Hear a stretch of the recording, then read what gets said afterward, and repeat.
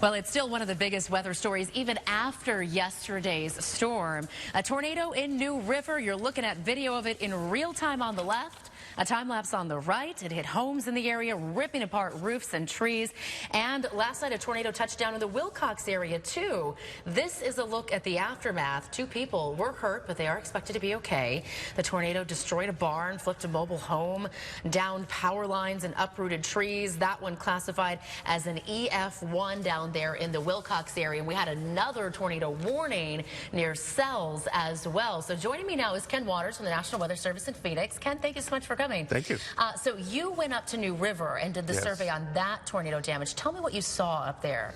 Yeah, I was able to meet some of the local folks there that took me around, which was really great to talk to some of the people. A lot of eyewitnesses. People saw multiple funnel clouds, actually, in some cases, I think as many as 3. And we actually got to look at some of the damage from some of the houses out in that area. Mostly trees down, a little bit of some trees uprooted that apparently actually got launched into the air. And saw some roof damage as well. And so looking at that damage, you go out there and do the survey and then determine what the scale, the classification is on the enhanced Fujita scale. And that's a little bit different than hurricanes, right? I mean, we know what these things are on the Saffir-Simpson scale as they're coming in, but tornadoes are done differently. We don't know the strength of them necessarily until you go out there personally and you look at the damage, right? Yes, it's all based on damage, which is a little different than the hurricane scale, which is all into pressure and wind speed. Yeah. So in this case, we go out and look at the extent of the damage, how bad was it, and the scale, as they say, goes from EF0 to EF5. So this one was on the low end of the scale.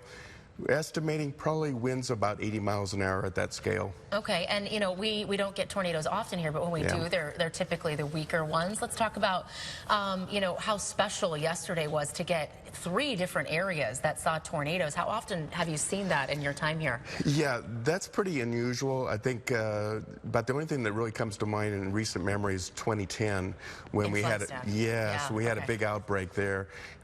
So this is kind of our little mini severe season, if you will. Sometimes kind of the transition from the monsoon into the winter season. And it's possible, it's not very common, but it's possible to have some severe storms like what we did yesterday. Yeah, so it's been a few years since your office has put out a tornado warning, right? It was like 2016 was the last time you guys had to issue one of those. Oh, I think for the Phoenix area, I think it goes back to 2010. So it's been a while, but it's for some of the outer areas, yes.